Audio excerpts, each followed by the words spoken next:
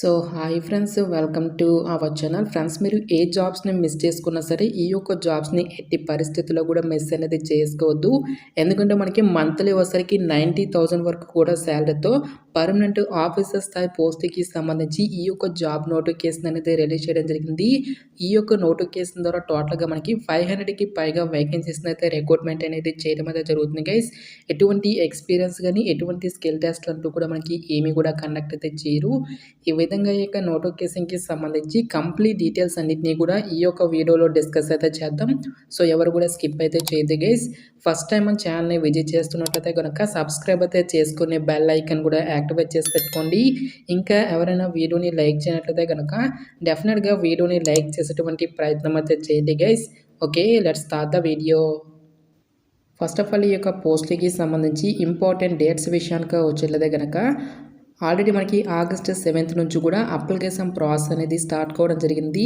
ఇక last date విషయానికి వచ్చేట్లయితే కనుక ఆగస్ట్ 30 వరకు కూడా ఈ యొక్క రిక్రూట్మెంట్కి ఆన్లైన్లో అప్లికేషన్స్ అనేవి సబ్మిట్ అయితే చేసుకోవాల్సి అయితే ఉంటుంది. సో ఇక పోస్ట్లకి సంబంధించి సెలక్షన్ ప్రాసెస్లో భాగంగా సో మనకి ఫేజ్ 1తో పాటు ఫేజ్ 2 ఎగ్జామినేషన్స్ అనేవి మనకి ఎప్పుడప్పుడు కండక్ట్ చేస్తారని చెప్పేసి సో ఒక డేట్స్ అన్నీ కూడా మనకి ఇక్కడ నోటిఫికేషన్లో ఇవ్వడం అయితే జరిగింది. నెక్స్ట్ ఈ యొక్క వేకెన్సీస్కి ఎవరెవరు అప్లై చేసుకోవచ్చు అని చూసుకున్నట్లయితే కనుక జస్ట్ మీరు ఇండియన్ సిటిజన్ అయితే సరిపోతుంది గైస్. మీరు ఏ స్టేట్కి చెందిన వారైనా సరే ఈ యొక్క జాబ్స్కి అప్లై అనేది చేసుకోవచ్చు.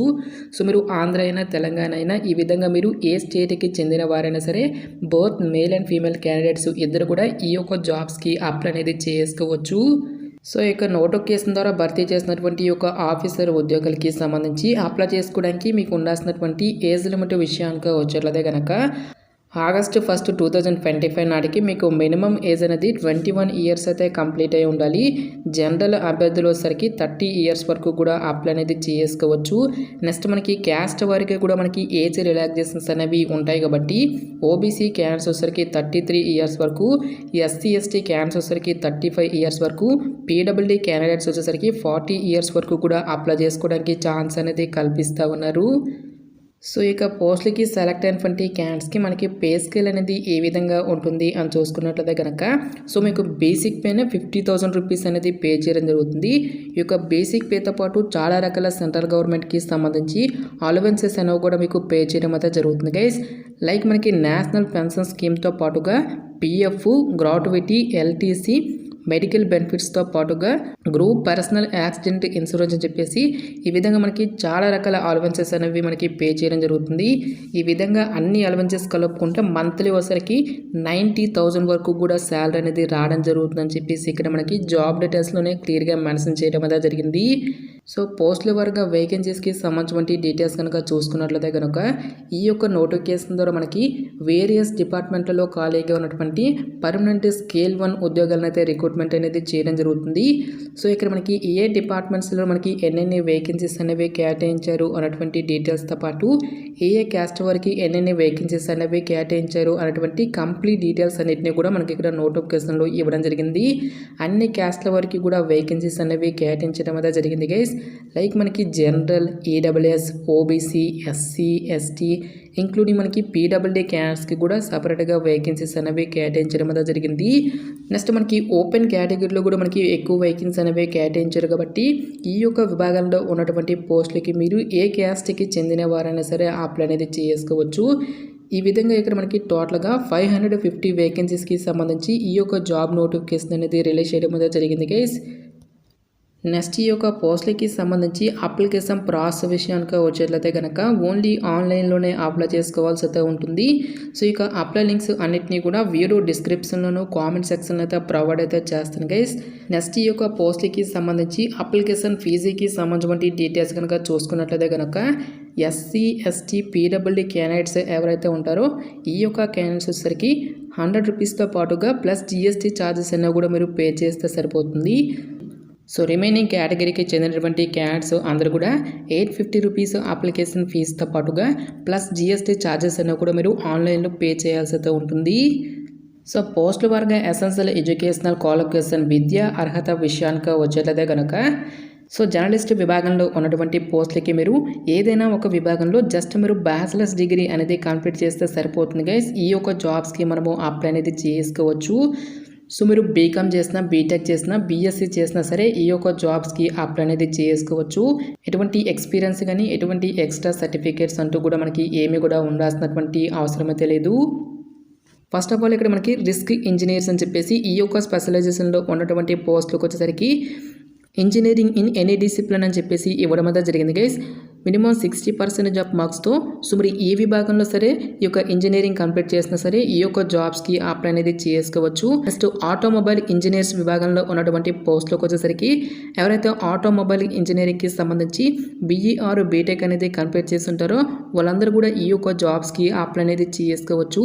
లీగల్ స్పెషలిస్ట్ పోస్టులకు వచ్చేసరికి లా విభాగంలో ఎవరైతే డిగ్రీ కానీ లేదంటే పోస్ట్ గ్రాడ్యుయేషన్ డిగ్రీ అనేది కంప్లీట్ చేసి ఉంటారో వాళ్ళందరూ కూడా ఈ యొక్క జాబ్స్కి అప్లై అనేది చేసుకోవచ్చు. నెక్స్ట్ ఐటీ స్పెషలిస్ట్స్ అనేటువంటి ఈ యొక్క విభాగంలో ఉన్నటువంటి పోస్టులకు వచ్చేసరికి కంప్యూటర్ సైన్స్ అనేటువంటి ఈ యొక్క డిసిప్లిన్లో మీరు బీఈ ఆర్ బీటెక్ కానీ లేదంటే ఎంఈ ఆర్ ఎంటెక్ అనేది కంప్లీట్ చేసి ఉంటారో వాళ్ళందరూ కూడా ఈ యొక్క జాబ్స్కి అప్లై అనేది చేసుకోవచ్చు.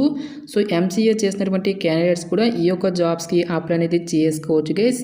నెక్స్ట్ ఇక్కడ మనకి బిజినెస్ అనలిస్ట్ విభాగంలో ఉన్నటువంటి పోస్టులకు వచ్చేసరికి ఎవరైతే statistics, mathematics, యాక్చురల్ science, data science, business analytics అనేటువంటి ఈ యొక్క స్పెషలైజేషన్స్లో బ్యాచిలర్స్ డిగ్రీ కానీ లేదంటే మాస్టర్స్ డిగ్రీ అనేది కంప్లీట్ చేసి ఉంటారో వాళ్ళందరూ కూడా ఈ యొక్క జాబ్స్కి అప్లై అనేది చేసుకోవచ్చు.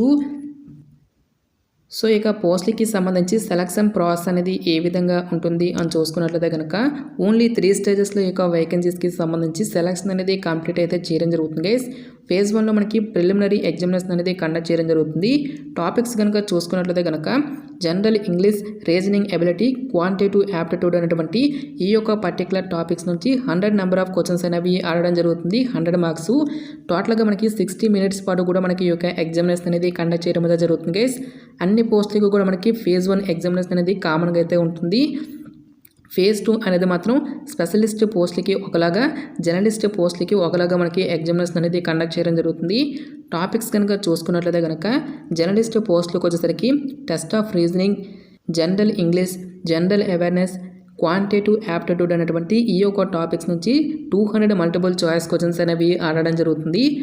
సో ఇక్కడ మనకి సెక్షనల్ వైజ్గా టైమింగ్ అనేది కూడా ఇవ్వడం అనేది జరిగింది guys. Only English and Hindi లాంగ్వేజ్లో మాత్రమే ఈ యొక్క క్వశ్చన్స్ అనేవి రావడం జరుగుతుంది. ఈచ్ వన్ కరెక్ట్ ఆన్సర్కి ఇక్కడ మనకి 1 మార్క్ అనేది కేటాయిస్తారు. ప్రతి రాంగ్ ఆన్సర్కి కూడా మనకి 1/4 నెగిటివ్ మార్కింగ్ అనేది కూడా ఉంటుంది గైస్. నెక్స్ట్ స్పెషలిస్ట్ పోస్ట్కి కూడా ఫస్ట్ 4 టాపిక్స్ అనేవి మనకి కామన్గా అయితే ఉంటాయి గైస్. 5th టాపిక్ అనేది మీకు డిసిప్లిన్కి రిలేటెడ్గా మనకి సమ్ క్వశ్చన్స్ అనేవి ఆడడం జరుగుతుంది. ఈ విధంగా ఎవరైతే యొక్క ఫేజ్ 2ని కూడా క్లియర్ చేసినటువంటి క్యాండిడేట్స్కి ఫర్దర్గా మనకి డిస్క్రిప్టివ్ టెస్ట్తో పాటుగా పర్సనల్ ఇంటర్వ్యూ అనేది కూడా కండక్ట్ చేసేసి ఈ యొక్క వేకెన్సీస్కి ఎంపిక అనేది చేయడం జరుగుతుంది. ఎగ్జామినేషన్ సెంటర్స్కి సంబంధించిన డీటెయిల్స్ కనుక చూసుకున్నట్లయితే కనుక ఫేజ్ 1 ఎగ్జామినేషన్ అనేది మనకి ఆంధ్రప్రదేశ్ అభ్యర్థులకు వచ్చేసరికి గుంటూరు, విజయవాడ, కాకినాడ, కర్నూలు, నెల్లూరు, రాజమండ్రి, తిరుపతి, విశాఖపట్నం, విజయనగరం, అనంతపూర్, కడప అనేటువంటి ఈ యొక్క లొకేషన్స్లో కండక్ట్ చేయడం జరుగుతుంది. తెలంగాణ అభ్యర్థులకు వచ్చేసరికి హైదరాబాద్, కరీంనగర్, ఖమ్మం, వరంగల్, నిజామాబాద్ అనేటువంటి ఈ యొక్క లొకేషన్లో ఎగ్జామినేషన్స్ అనేవి కండక్ట్ చేయడం జరుగుతుంది. మెయిన్ ఎగ్జామినేషన్ అనేది మాత్రం ఆంధ్రప్రదేశ్ అభ్యర్థులకు వచ్చేసరికి విజయవాడ, గుంటూరు, విశాఖపట్నం అనేటువంటి ఈ యొక్క లొకేషన్స్లోను, తెలంగాణ అభ్యర్థులకు వచ్చేసరికి ఓన్లీ హైదరాబాద్ లొకేషన్స్లో మాత్రమే ఈ యొక్క ఫేజ్ 2 ఎగ్జామినేషన్స్ అనేవి కండక్ట్ చేయడం జరుగుతుంది. సో ఇక జాబ్ నోటిఫికేషన్ అనేది మనకి ఎక్కడి నుంచి వచ్చింది అని చూసుకున్నట్లయితే కనుక సో గవర్నమెంట్ ఆఫ్ ఇండియా కింద పనిచేస్తున్నటువంటి the new India assurance company limited నుంచి ఆఫీషియల్గా రిలీజ్ అయినటువంటి యొక్క పర్మనెంట్ స్కేల్ 1 ఆఫీసర్ స్థాయి పోస్టులకి సంబంధించినటువంటి job notification details. Interest eligible candidates డెఫినెట్గా ఈ యొక్క రిక్రూట్మెంట్కి అప్లై అనేది చేసుకోండి. సో ఇక పోస్టులకి సెలెక్ట్ అయినటువంటి క్యాండిడేట్స్కి ఇనిషియల్గా జాబ్ పోస్టింగ్ అనేది అదర్ స్టేట్స్లో వచ్చినప్పటికీ కూడా ఫర్దర్గా మన యొక్క సొంత రాష్ట్రాలకి ట్రాన్స్ఫర్ అనేది కూడా చేసుకోవచ్చు. కాబట్టి సో డెఫినెట్గా ఈ యొక్క ఆపర్చునిటీని యూటిలైజ్ అయితే చేసుకోండి. నెక్స్ట్ ఈ యొక్క నోటిఫికేషన్కి సంబంధించిన లింక్స్ అన్నిటినీ కూడా వీరు డిస్క్రిప్షన్లోను కామెంట్ సెక్షన్ అయితే ప్రొవైడ్ అయితే చేస్తాను గైస్. ఇంకా ఇక నోటిఫికేషన్కి సంబంధించి మీకు ఎటువంటి డౌట్స్ వచ్చినా సరే నాకు కామెంట్ సెక్షన్లో కామెంట్ అయితే చేయండి. ఇటువంటి మరిన్ని జాబ్ అప్డేట్స్ కోసం మన ఛానల్ని సబ్స్క్రైబ్ చేసుకునే బెల్ ఐకాన్ కూడా యాక్టివేట్ చేసి పెట్టుకోండి. సో ఇది ఫ్రెండ్స్ ఇవాల్టి వీడియో. రేపు మరొక మంచి జాబ్ అప్డేట్తో మళ్ళీ మీ ముందుకు రావడం జరుగుతుంది. Thanks for watching this video.